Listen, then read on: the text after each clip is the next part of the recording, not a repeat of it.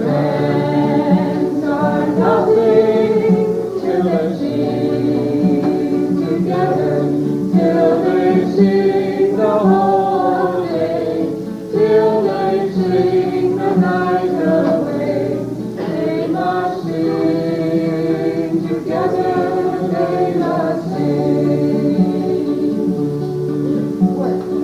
Friends are nothing till they work together, till they work the whole day. At Christmas time and enjoy ourselves. One Christmas I remember back quite some years ago. Actually, it was Christmas Eve that this happened. I'd been downstairs for a while and decided to go up to my bedroom, so I went up and I was mucking around like usual. Most of you know that I've built lawn airplanes for years and years and years. And I had them hanging up in the ceiling all the time. I'd sit there and they'd sit around, different things like that. And just one night, Christmas Eve upstairs, I decided that I didn't like the way a particular model hung. It just wasn't right. So I got up there and was moving it and got to what I thought was just about right. And then I turned around and instead of getting off the chair, getting on the ground, I jumped all the way over and landed on the bed. Of course, there was this great horrendous crash. I thought the bed collapsed. Dad comes thundering upstairs. What's going on up there? Nothing. Like heck, downstairs and have a look. The leg of the bed had come right through the roof. Right literally over top of the Christmas tree. Showered the whole thing with plaster and dirt and everything else. Christmas was pretty close around our house. At any rate, things like that happen in a family. And I'm sure you'll hear a few more incidents from each of us as we go along. And one thing I'd like to do right now is kind of go on a little bit on the serious side. And I'd like to share with you a few greetings from some prominent people from around the country that, for one reason or another, obviously can't be with us tonight. But at any rate, Lee Richardson, MP for Calgary Southeast, sends his congratulations and celebrated 50 years. And he closes by saying he would join with you and your family and friends, wishing all the best in the years to come.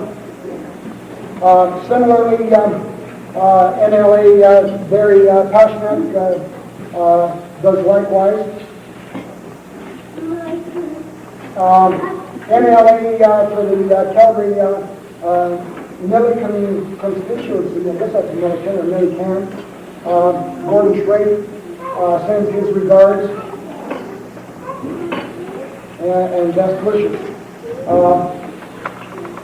We received a certificate of congratulations from the Honorable Helen Hunley, the Lieutenant Governor from Edmonton.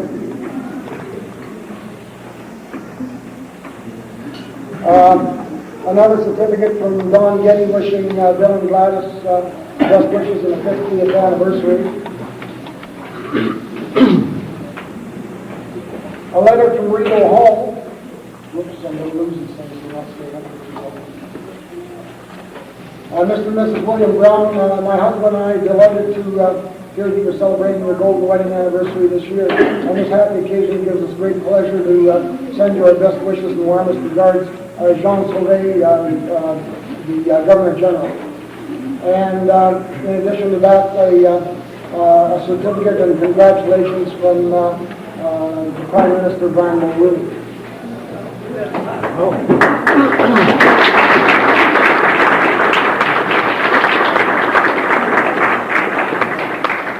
And with a little bit of luck, I'll try to keep the coffee off.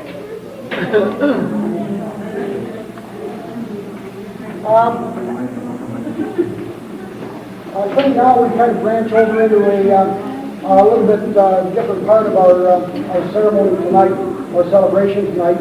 And if I could call on my daughter Marie, the oldest grandchild, to give the toast to the grandparents, please.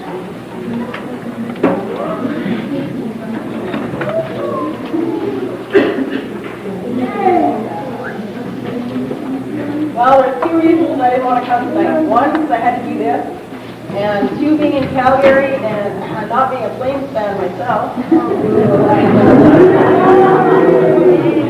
Well, anyway, I'd like to speak on behalf of the grandchildren that are at lunch here in Illinois. Although most of us don't have the same memories, I'd like to tell you what visiting Grandma and Grandpa meant to me. There was one Christmas, not quite like my dad's, but kind of close, that Santa arrived at our place, and Amy there wouldn't stop crying until he left. And all the times we went bogging, and Brian was out there with his camera. But most of all, speaking of cameras, I remember all the horrid home movies we saw every time we went to Grandma and Grandpa's place. These movies actually showed how terrible my uncles and aunts were, and how bad us kids could really be. There's a few things that I'm not proud of. I don't know if you know that my grandpa's and grandma's house in Drumheller is now a burger place. I don't know how to explain that to my kids if I ever have any. But Grandma and Grandpa, I'd like to thank you for all the memories. Toast to the grandpa.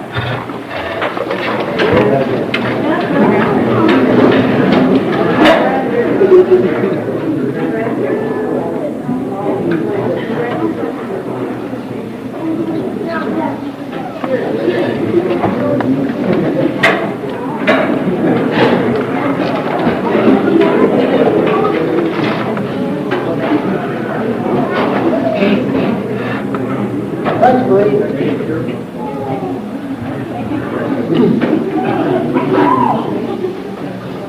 The next is a toast to Mom, and I'm going to call on my youngest brother, Bruce.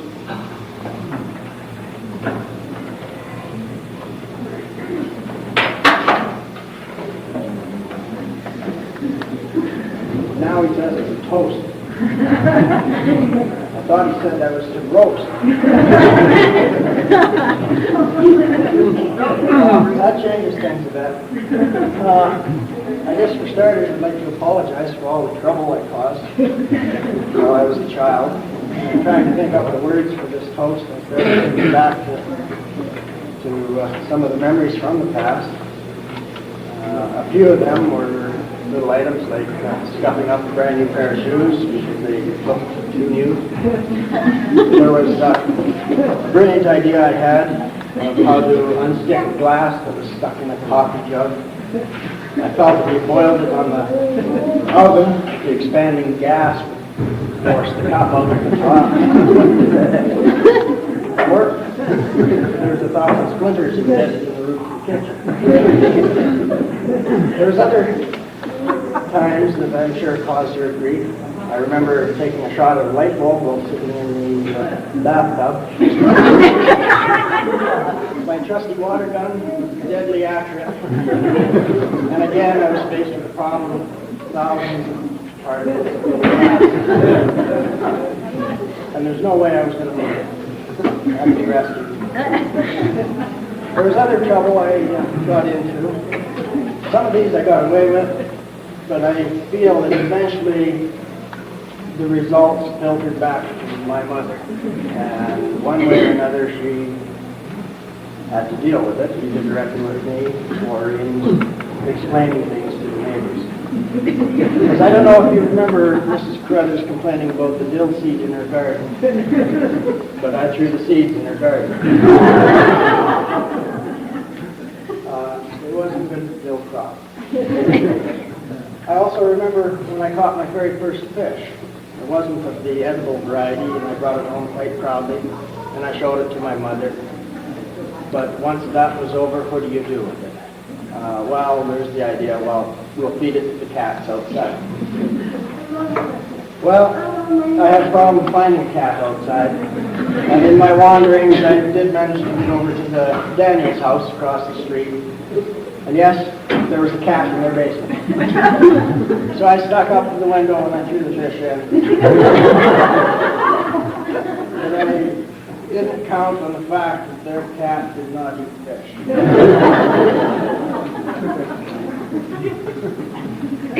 Now, time had gone by, and that's only an inkling of some things that I did. There's 2 other brothers, and that's before my time, so I don't know how they got here. But if it's anything like the bed coming through the roof, I'm sure that Mother had more than her share of family problems to deal with. I know now I've got 3 kids of my own. And when I tell Mom about the troubles they cause me, I sometimes see a bit of a smile on her face. And I know that she takes a little bit of satisfaction in knowing that justice is being served. Because I'm going through the same thing.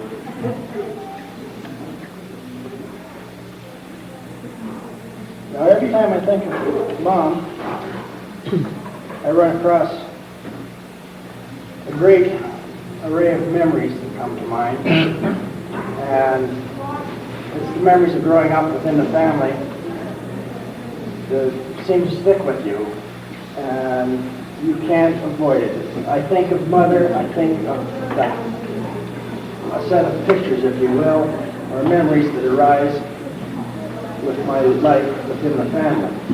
There's Mother's flower garden just outside the kitchen window. As a child of 10 or 12, I don't know where my interest in flowers came from, but I looked at that garden and I could appreciate it for the work that went into it and how well it looked. A few feet further down, there was Brian's Christmas tree. It grew to about 2 feet in height, stayed that way, never grew an inch. Despite, I believe, Wayne had one planted, must be 30 feet tall. All the time we lived there, I don't think the thing grew more than a foot until we moved away. That's when it sprouted up. Then there's the Easter chicks. I don't know, but every time Easter came around, there seemed to be a fresh crop in the window of the hatchery, dyed purple, blue, and green. And to a kid, it sticks in my mind. And that tradition was kind of carried on into my family. And around our place, every year, we have green and blue cats that I color up to Easter holiday. Now, I've always threatened to tackle a Charolais calf, but I've never quite worked up the nerve. But it does annoy the chap down the street. I have to have a minor problem with alcohol.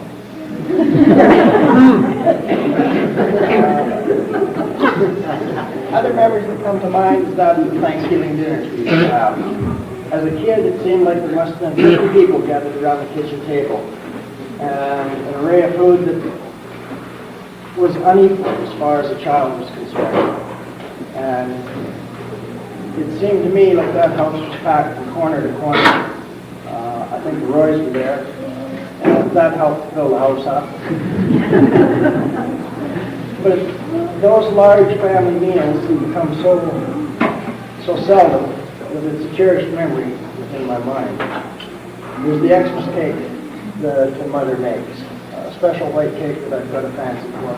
I remember that. I don't think anybody else's cake could quite equal it. There's the chocolate chip cookies, and the cups on the head they got through sneaking them. And other memories that come to mind. I remember when Wayne and Marilyn first advised them that they were getting married. They didn't know it, but I was hiding at the top of the stairs in February. And then there's, I think if you can remember, Mom, the time Brian came home from the university. He stepped in the door into a spider web of fishing line, tin cans, alarms, and bells that rung off to let us know that he'd come in late. For that holiday, I believe. With a family like that, who needs it? Other memories, of course, the coffee gang and the class and bridge club that used to meet from time to time. Our holidays in Vancouver, Volkswagen bus that we holidayed in, and the excitement we had at getting it over the speed limit. several occasions here lately. Through it all, you're every bit a mother, with more loving, discipline, kindness, and understanding than any of us deserve. Maybe the discipline we deserve, but you are the heart of this family, and I would like everybody to join me in a toast to our mother.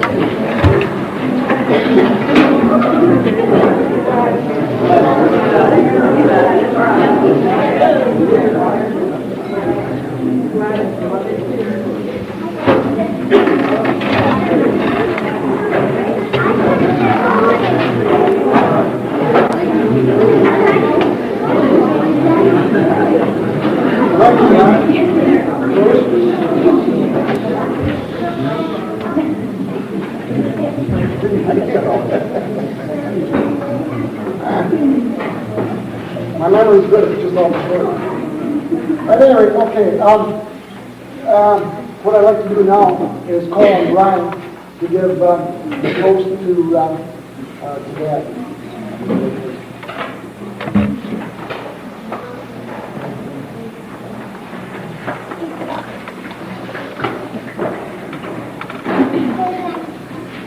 It's an honor to be asked to propose a toast to Dad, and it's because I know he really deserves it. He's been a success in every area of his life, whether you look at his work life, or his relationship, or his role as raising children. In his work life, he started by, first of all, he worked as Peggy showed us in her song. He's had a varied work life. He started by working on a farm near Drumheller, then the chicken hatchery, then the bus lines, then a magazine stand. Then he came to Calgary and finished his career with the Single Men's Hospital.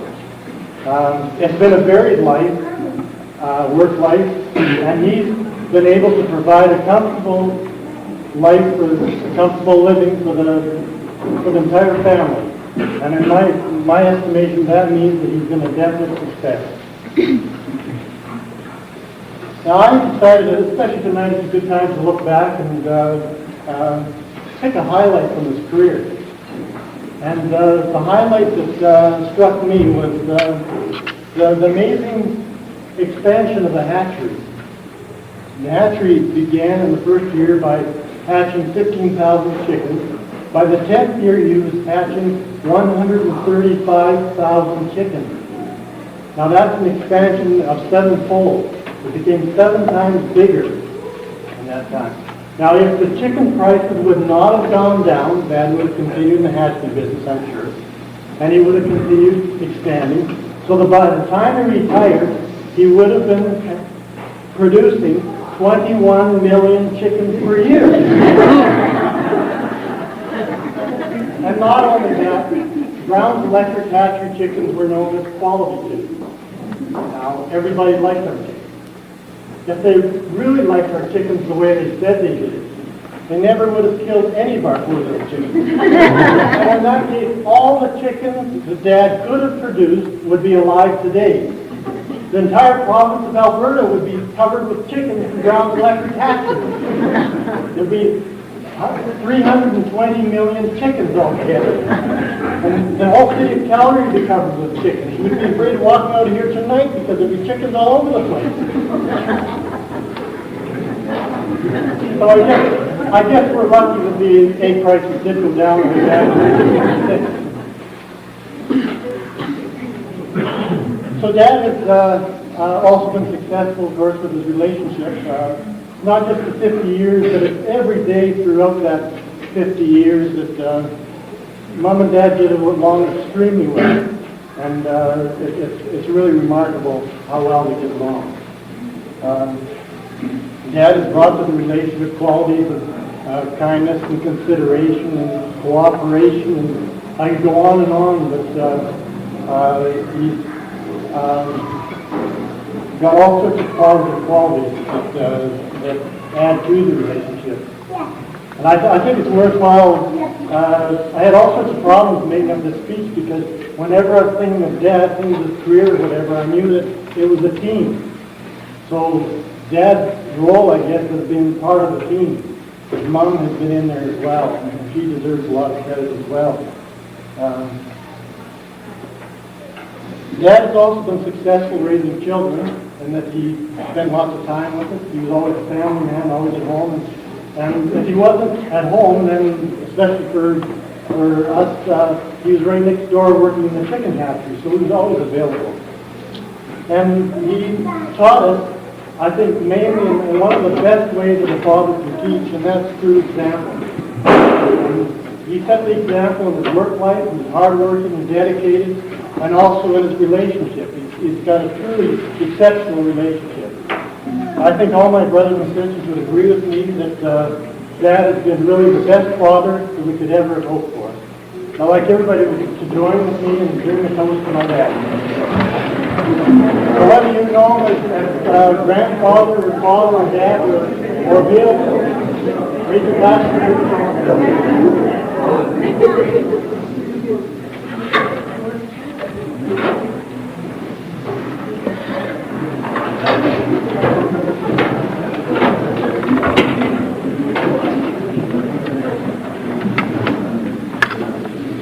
Trying to be a bit of a stick there. I got a little carried away. Mom, I think, wanted to reply to Bruce's toast before Dad replies to Brian. I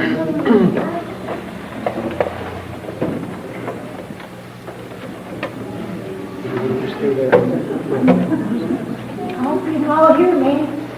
My voice isn't as good as the rest of the family. But I'd like to thank Bruce for the nice compliments he paid me.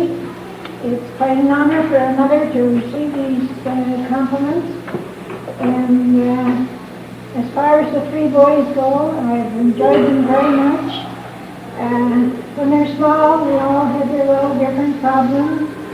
We pinch his fingers and catch his fingers and cut his fingers and whatnot. Brian, he was quiet, he played quiet, you hardly know he was around the room. And Bruce, well, Bruce,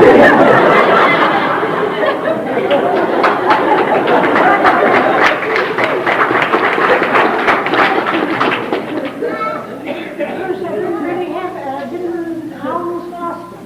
When I was in the hospital the second day, they brought me this little blue bundle all wrapped up, and they gave me this baby to feed.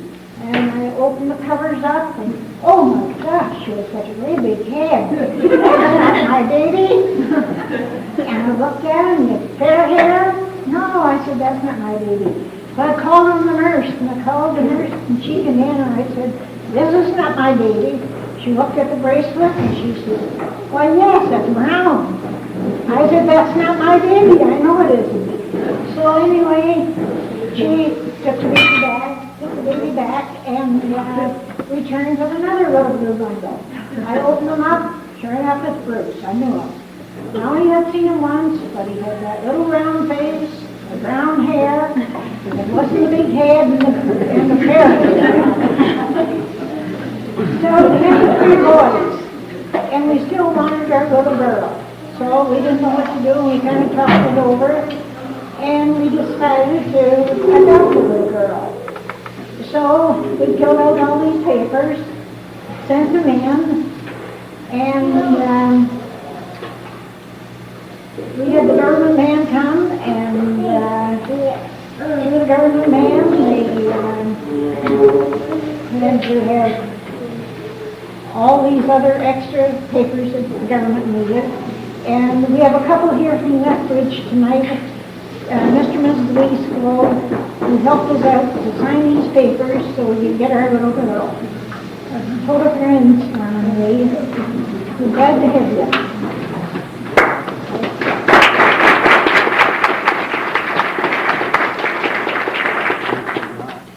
So anyway, 8 months later, we got a phone call and said that this little girl was ready for us, and we went into Calgary and got her and brought her home.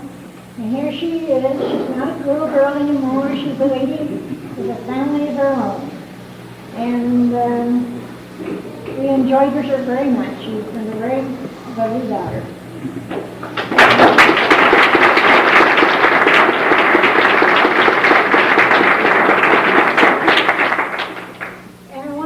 few words about Bill.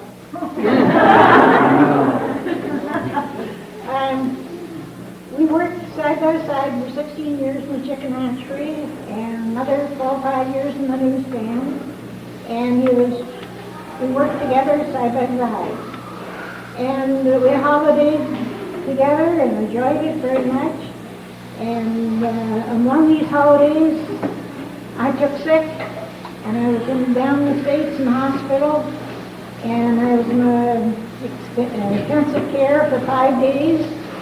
And every time I opened my eyes, Bill was there. He was standing. He was always standing. Every time I opened my eyes, he was always standing. He was right there. And anyway, he came home, and they flew me home by plane. And when I had my operations in the hospital, he was always there every day to see me.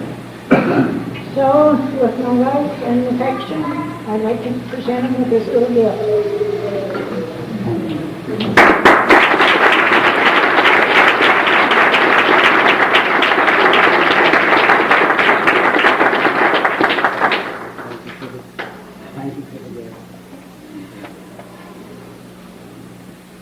Anyway, I want to thank Brian for the wonderful speech that he gave.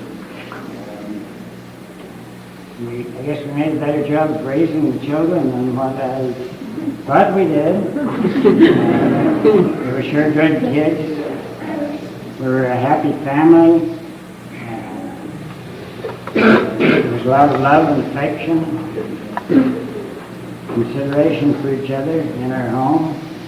As I said, we were a happy family. I remember one day they came bouncing in. They were so happy that they couldn't even tell us what they were laughing about.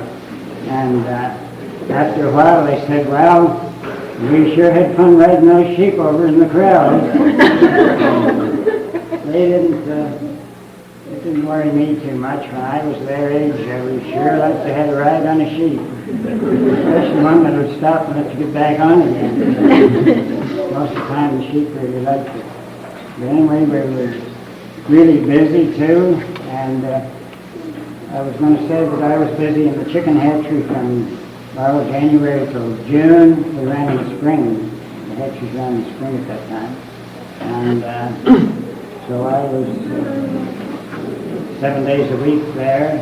So Gladys had the heavy end of raising the family because in July and August and part of September I was away working with hay insurance too, so she had the job of raising them a lot of the time. The kids were very reliable. One thing that made it a lot easier for us, they all had hobbies, and they were busy. They worked over at the hatchery too. They put the boxes together for us, and things like that. Some of them, Wayne worked at the theater, and later Bruce and Wayne both worked at service stations, so we're really busy. But with these hobbies, we got Brian a train, I guess, for Christmas, and he was busy for days and weeks. He was always adding another mountain and a tunnel, and he put some sheep there to get the sheep back in again. And Doreen, what about Doreen? She liked hockey games. I remember taking her to hockey games in Gunhauer and in Calgary. And now she has 2 little hockey players of her own right over here. She likes to play hockey. The boys got into the airplane. As Wayne was saying, they had model airplanes all over the place. They all spent a lot of time. We always knew where the children were. They were either making model airplanes or flying them, and it became a kind of a family affair because they were either flying model airplanes or making more. They were busy sanding them and putting all these little specks in there and undercoating them and painting them. So it became part of our holiday. Sometimes we had to stop at all the hobby shops. Sometimes we talked to the manager to get more information about the model planes. So that helped a lot. And Gladys was real busy too. She cooked all day one day, and after supper we had 32 boxes. The train took the chickens in those days, and they had 32 boxes to take to the train. So she came over and I got the chickens ready. We'd been busy all day. And when I got them all ready, she had them all labeled and stapled the lids down, all ready to go. So she did her part. And this model airplane's laid right on until both Wayne and Bruce got their pilot's license. And since then, we've all flown with Wayne in his plane. I looked at the first plane he had, and it had a big wing, and I thought, well, it's got a big wing that'll stay in the air. I was quite confident in the pilot. So, but later we all had rides in his newer, faster plane with a smaller wing. He didn't need such a big wing because it went faster. I guess that'll do for that. I wish to thank you all for coming. This is a very prominent part of the family, really. And a lot of our childhood experiences are associated with those people because they're all within the neighborhood, all within walking distance. But anyway, the first on my list, these aren't in any order by any means. They came to order as I thought of them. Edith Barton, I believe she's sitting here down in here someplace. There you go.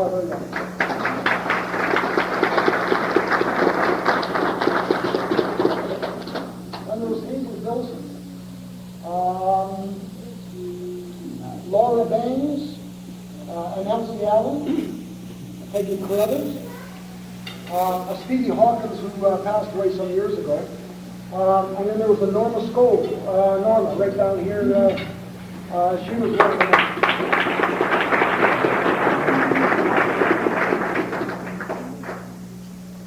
There was Grandma Zinn, and she passed away some years ago as well.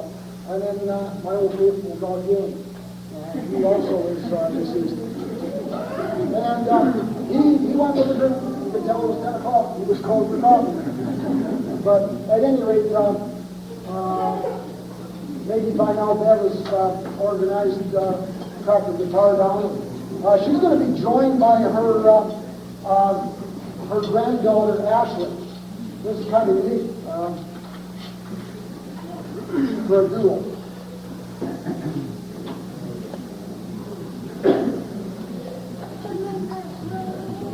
I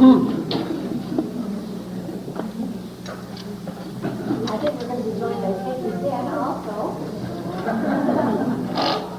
Peggy put these words to a tune of Old MacDonald's Farm, and we are kind of hoping that everyone might join in. And Ashley is my granddaughter, is going to be with me. Aren't you nice? No. Did you want to get various people going, Peggy, or maybe you want me to? Sure.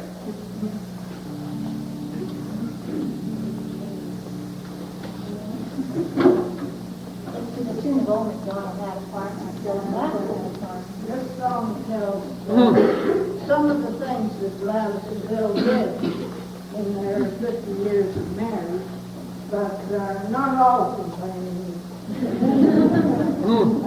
First, when they started out, they had a farm, and I thought that you people can help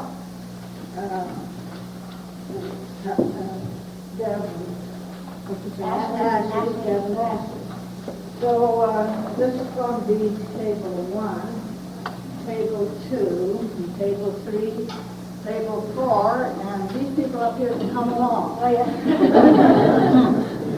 So first when Bill and Gladys started their married life, they were on the farm. So the first verse says that Bill and Gladys had a farm. And E-I-E-I-O, because it's only gone. And on that farm, they had some cows, E-I-E-I-O.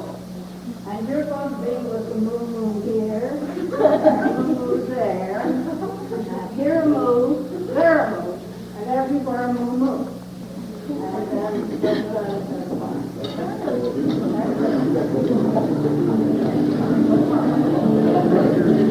farm.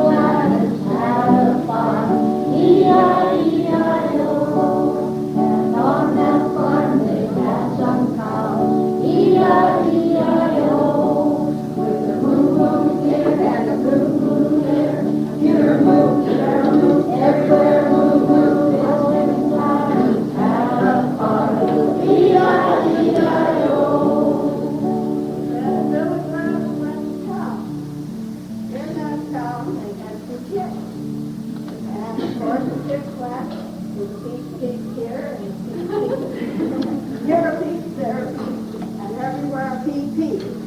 Okay. Bill and Gladys dancing town, E-I-E-I-O. And in that town they had some chicks, E-I-E-I-O. With a peep peep here and a peep peep there, here a peep, there a peep, everywhere a peep peep. Bill and Gladys dancing town, E-I-E-I-O. That Bill and Gladys had a bus, and in that bus was a horn. Of course, you know, toot toot here, okay. Bill and Gladys had a bus, E-I-E-I-O. And on that bus there was a horn, E-I-E-I-O. With a toot toot here and a toot toot there, here a toot, there a toot, everywhere a toot toot. Bill and Gladys had a bus, E-I-E-I-O. And Bill and Gladys had a store, E-I-E-I-O. In that store they had some books, E-I-E-I-O. The book here and there a book, there a book, everywhere a book. Bill and Gladys had a store, E-I-E-I-O. And in that store they had some books, E-I-E-I-O. Book here and a book there, here a book, there a book, everywhere a book. Bill and Gladys had a store, E-I-E-I-O. Bill and Gladys had some trips. And on those trips they had some fun. Trip here, here a trip, there a trip. Bill and Gladys had some trips, E-I-E-I-O. And on those trips they had some fun, E-I-E-I-O. With a trip, trip here and a trip, trip there, here a trip, there a trip, everywhere a trip, trip. Bill and Gladys had some trips, E-I-E-I-O. And now they're married 50 years, E-I-E-I-O. And they go to the coffee shop, E-I-E-I-O. With a sip here, here a sip, there a sip, everywhere a sip, sip. Now they're married 50 years, E-I-E-I-O. And they go to the coffee shop, E-I-E-I-O. With a sip, sip here and a sip, sip there, here a sip, there a sip, everywhere a sip, sip. Now they're married 50 years, E-I-E-I-O.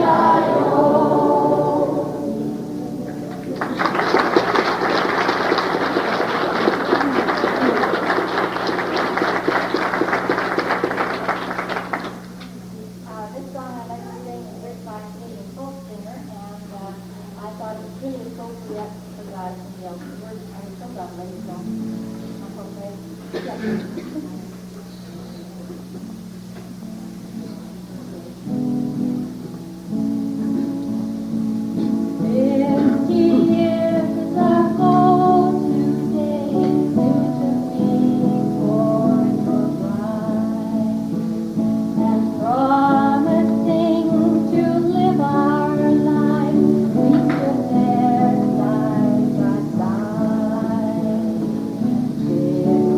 Years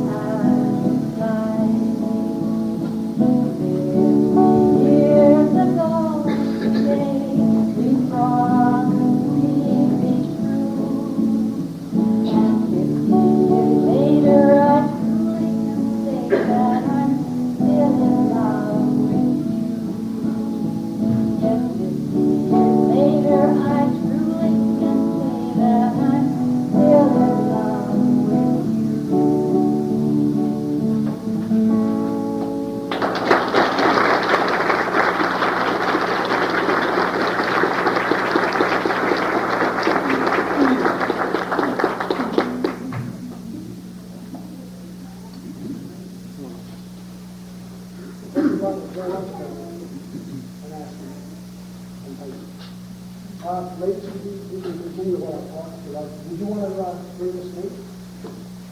Yes, we like, Sure. we just don't, we want to make sure that we can still hear. Yeah, no problem. Yeah. Yeah, I'll just pick up an octave or two. Okay, I got everything straightened out here. I figured out where I went wrong before. At any rate, what I thought I should probably do is introduce some of our family around. A lot of you know each other, a lot of you don't, and you've met in the past occasions. And I was a little bit of a loss how to deal with the situation, and so I decided to do it alphabetically. So in view of that, I decided that I would introduce the Zinns first. And to begin with, Jack and Louise Zinn had 8 children. And the oldest of the children was Sheldon. Sheldon married Peggy, and there's something unique about our family is there's a double marriage within these two families. But at any rate, Sheldon married Peggy, and they live in Red here now. If Sheldon and Peggy and their children would stand up for just a moment, please. You get a chance to see who they are for something.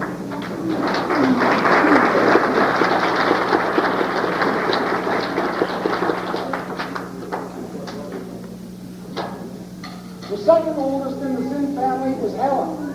And Helen married Leo Gormley, and they live in Calgary here. Helen, if you and Leo and your family would stand, please.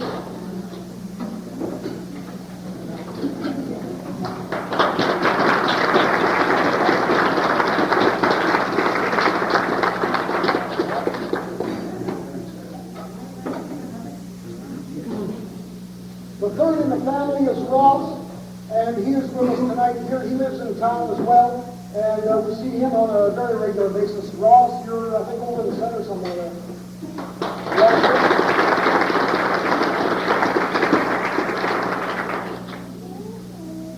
The next child in the family is the other half of that double marriage, and that's my mom, Gladys sitting here, and Dad.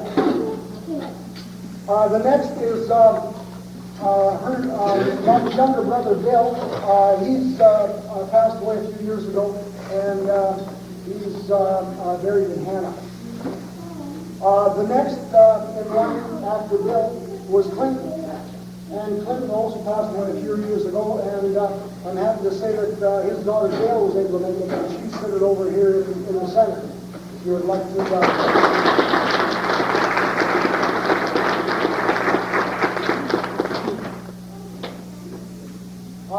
The second from, or the second youngest, I'm not sure how you word that, is Roxy. And of course she passed away a few years ago, but her husband, Bill Ralston, is sitting over in the corner. And if Bill and your family could stand up, please.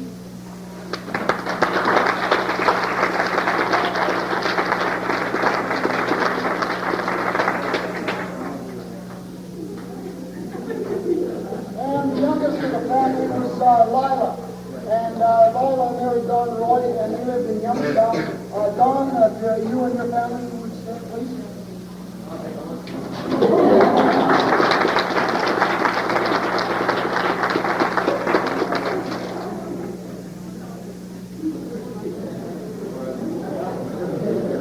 That's the Zinn family, and like I said, there was 8 of them. And on the Brown side of the or the Brown family, I guess the proper term is, John and Violet lived up in the Drumheller area most of their lives, and they had 5 children, not quite as big a family. The oldest was Hugh, and he passed away a few years ago. Irene is here. Irene, if you and the family would stand, please.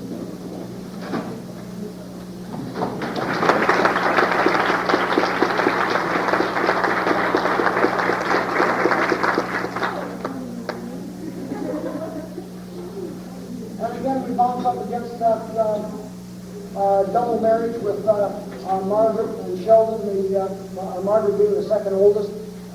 They were standing just a moment ago. You're the oldest.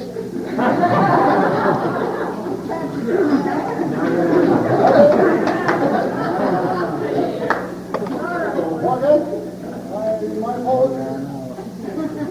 I wrote it down backwards. Then, okay. And then, of course, Bill and Gladys, mom and dad. And then Bertha and Jean McCracken. I don't. Oh, right down there on table 2. If Bertha would stand, Jean, your family.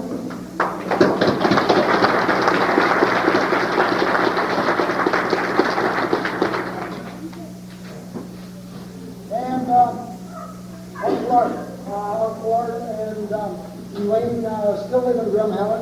And if you would stand, please. And your family, I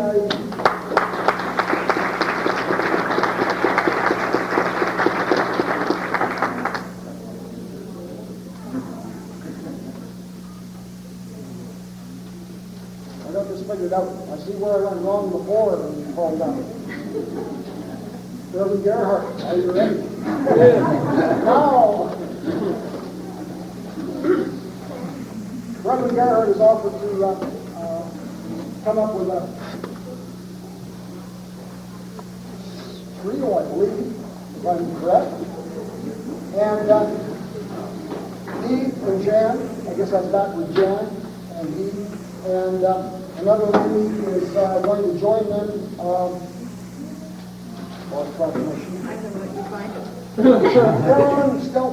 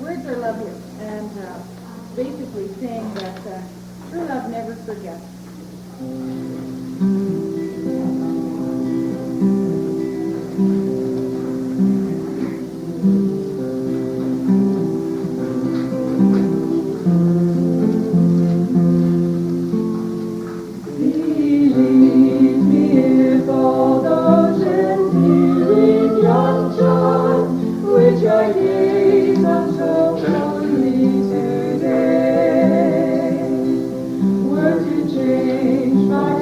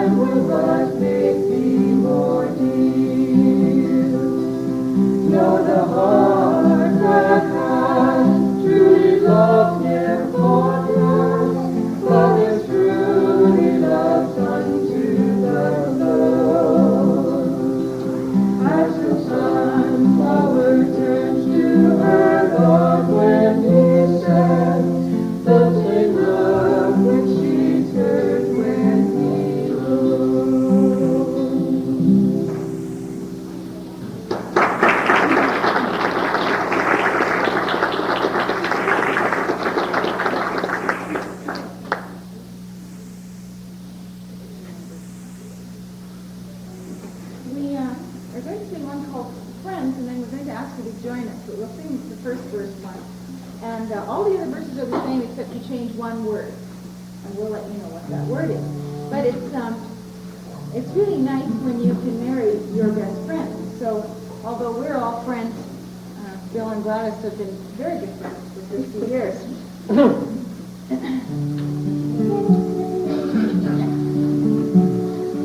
Friends are nothing till they sing together, till they sing the whole day, till they sing the night away. They must sing together, they must sing. Stand, please. And it goes sing, then you go to work, sing, work, pray, loud, and praise. It's so that we'll begin with singing.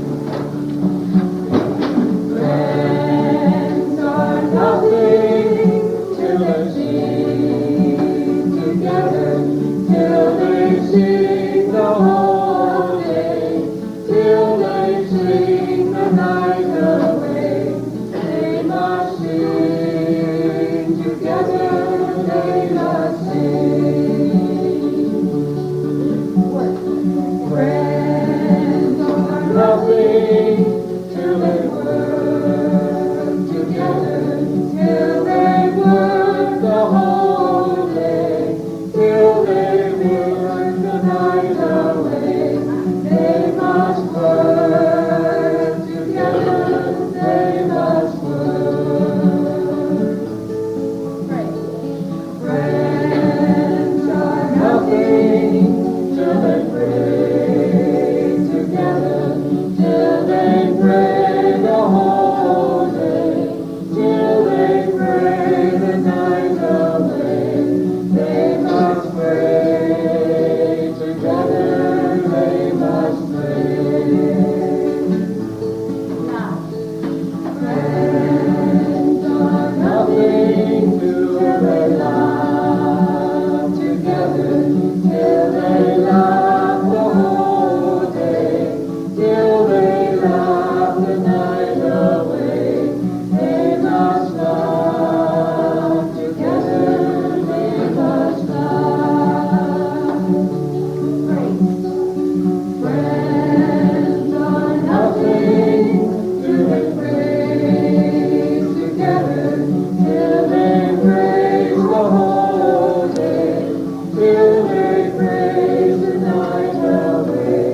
They must praise together, they must praise. Thank you.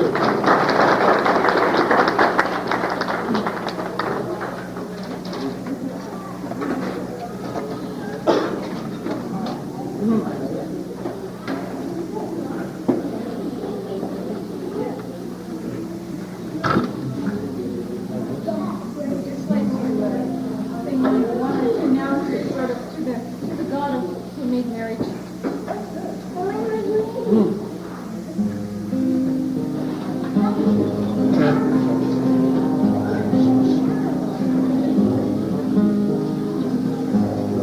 Driving closer,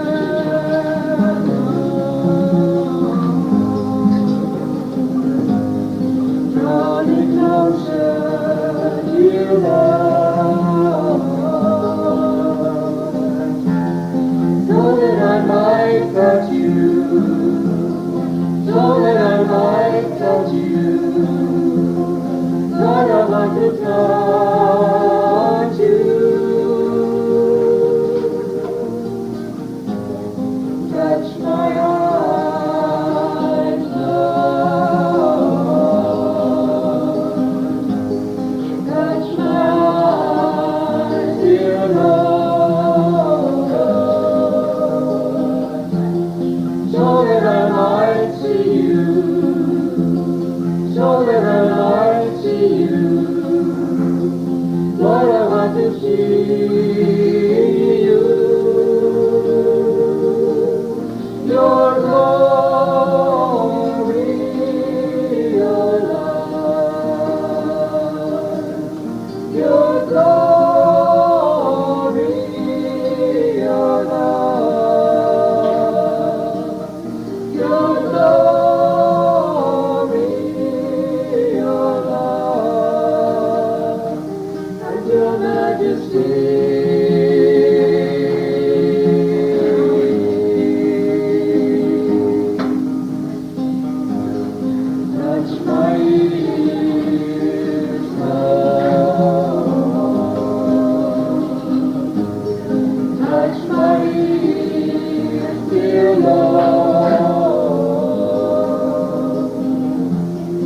so that I might hear you, so that I might hear you. Lord, I want to hear you. Your glory, your love, your glory, your love, your glory, your love, and your majesty.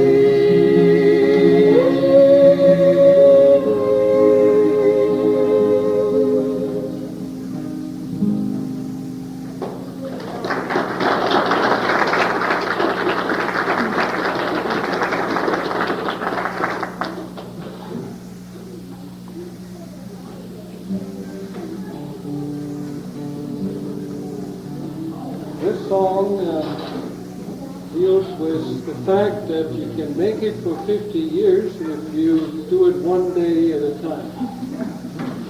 And the chorus is, the cares of tomorrow must wait till this day is done.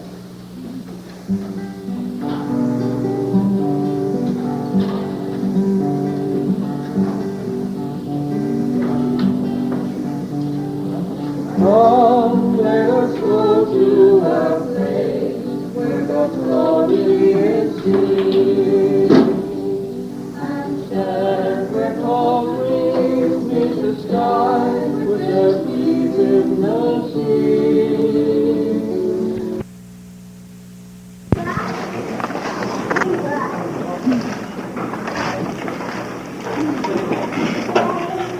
When I was asked to say a few words, I felt quite privileged today to say a few words of Brown and Gladys' 50th anniversary. When they first planned this, they were going to have it in the backyard. I'm glad they didn't.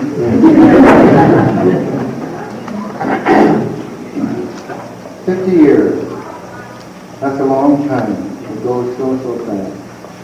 I should talk. We haven't got that long to go. I understand Bill and Gladys came to Calgary, were married in the office of the Central United Church. The minister got two of the office staff to stand up with him. That was May the 25th, 1939. After the wedding, they went out to Bowness to see the king and queen on the back of the train pass through. I guess that was their honeymoon. They went back to Drumheller and rented the Hardy Farm. 1956. There was 9 years difference between Brian and Bruce. So the other night I said, I must have this mistaken, Bill. It can't be 9 years difference. He said, oh yes there was. He said, we had the hatchery at the time and we were too busy and didn't have time.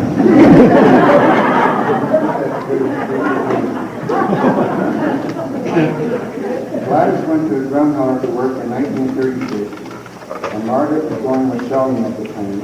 So she introduced Gladys to Bill and Dick's drugstore on Main Street in Drumheller.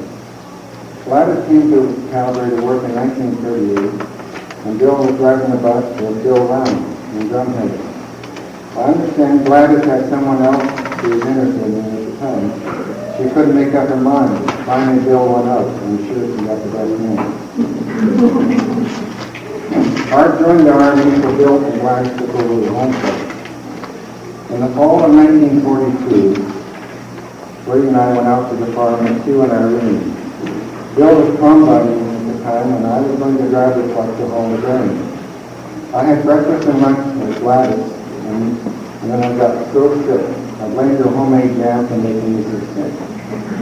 Bill, every round Bill would come in and ask me if I was ready to ride the truck, but I seemed to get worse. I would say, next round, and I'll be ready. But finally that night, he took me into the emergency hospital where I had my appendix done. Afterwards, I had to apologize to Gladys about the homemade jam. Bill and Gladys moved to Drumheller in 1946 and started at Brown Factory, which he operated for 16 years. In the summertime, Bill would go out rail adjusting. After they sold the hatchery, They had Brown's bus line in Drumheller, also a C&G youth center. Bill came to work in Calgary in 1969 and worked for government, and Gladys operated a newsstand for 1 year. Then they moved to Calgary, and Gladys worked for the university for 10 years, and Bill worked for the government for 11 years.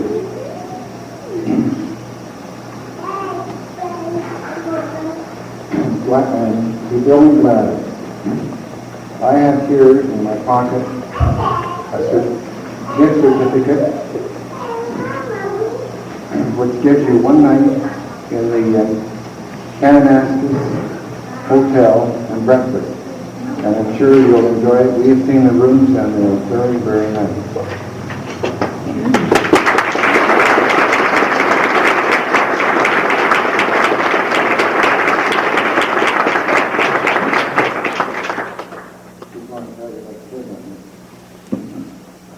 Gift certificate to Bill and Gladys Brown from Hart, Elaine, Margaret, Sheldon, Eileen, Dean, and Bertie. That's 1 night in the Kananaskis Hotel with breakfast in the morning. Thank you.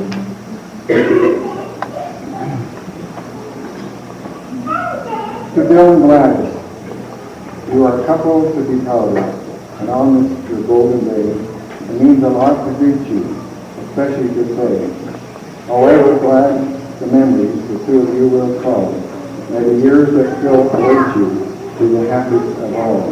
Best wishes to you today and always from all of us. Let everybody stand except Bill and Gladys.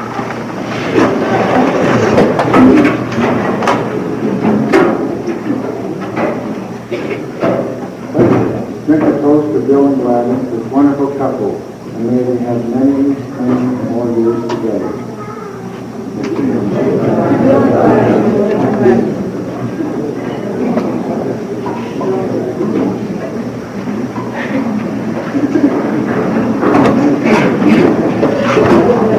Thank you very much.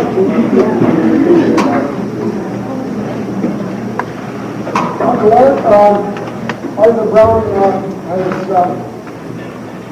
sat down and done an hour turn heavy thinking, and I think he has a poem that he would like to offer to us.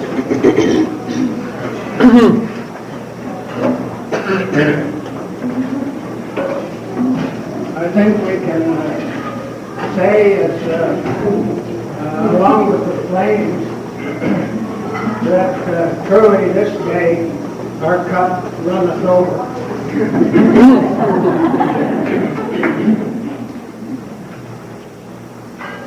If history should speak, I hope it would have a word to say about the legacy that has been the gift of life that has been left by the Browns and the Zinns. I know that legacy projected may reach down through time, and it is, I think, with all the families, a unique gift to humanity. I can only join with all of the members of our family in extending to Gladys and Bill the very best on this most wonderful occasion. I have been kind of known as the poet, and in this regard I would like to make a little contribution, which I was asked to do. It goes back a little further than what we have heard tonight, back in time and memory, and I hope you will enjoy it. And I have one that is just a little bit reminiscent of old MacDonald's farm, or Gladys and Bill's farm. And it is entitled The Cow. He was just a grand old neighbor when I was but a lad. I'd sit what seemed for hours while he chatted with my dad. This neighbor was a sailor who had sailed the stormy seas. Now my daddy was a parson who had earned a few degrees. The day that I remember when we sat around the chow, my daddy then suggested that he'd like to buy a cow. I've got a great big Holstein just standing in the crowd. So to me, she's just an extra that I'd kind of like to sell. Next day we went to see her, just a beauty round the head. Her horns had been bedecked, strange eyes of copper red. Though white and black were mingled, her hair was soft as silk. A wash tub size her udder, big tits for giving milk. Oh, he said, you know, she's plumb gentle. Every bit she played the part. Had my doubts and some misgivings, should she have a change of heart. Then came a day of thrashing. Milking time was overdue, and Daddy went to milk her when the long days run through. The pail was like a thumbtack embedded on the wall, and a milk cloud like a car wash went out across the stall. Now Dad, a little scattered and minus milk stool and pail, could have acted in the story of a massacre at Yale. Still, we loved that dear old neighbor. All were faithful to the end.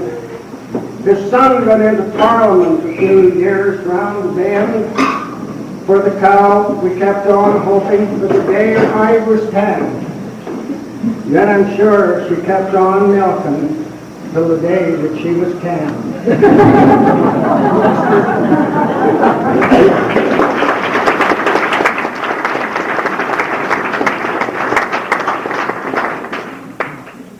Thank you very much.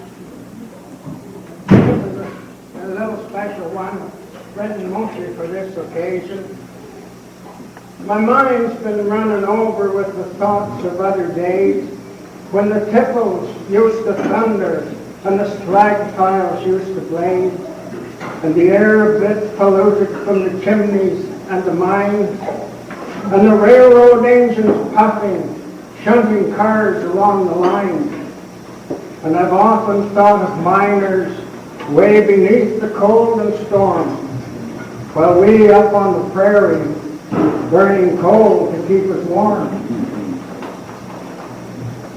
There were times of dire hardship when the Great Depression struck. My brother went to hauling with a big Dodge Brothers truck. One wasn't made for corking like the new Parisienne, but the difference wasn't noticed. It's just times have changed since then. In the days before the auger that they used for loading grain, there was just a big scoop shovel that used up sweat and strain. It could have been much better had they built her with a hoist, like the trucks they now are building with a ram beneath the joist.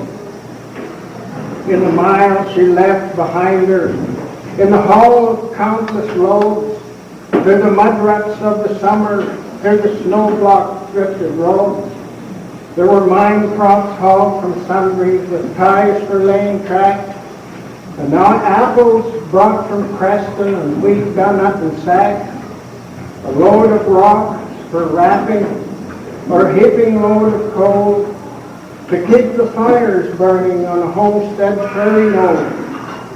Such was her life, a transport. Each day she ran to life, faithful to those who drove her, a proud Dodge Brothers truck.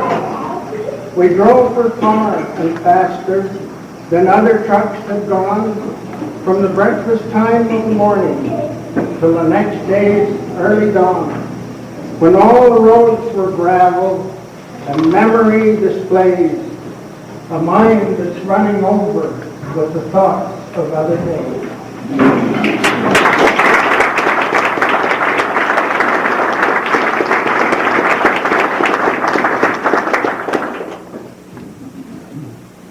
Thank you very much, Art. I really like that last one.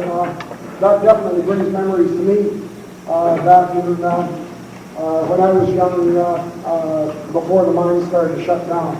I think I can even smell those slag piles now. That brings us to the end of our program. I would like to make an announcement or so. Mom and Dad are going to hold an open house tomorrow afternoon, early morning afternoon, over at the residence. And if you'd like to stop by, you're sure welcome. If you want, you've got a pen handy. If you don't know where it is, I'll give you an address. And at any rate, it's 1535 51st Street Southeast, and that's just south of Zellers on west here, block south. And phone number 2726722 if you get lost. Block north. Block north, okay, south north. Anyway, I would really like to extend my thanks to you for coming. We really appreciate you having me here, and it's been a real pleasure. And thank you very much.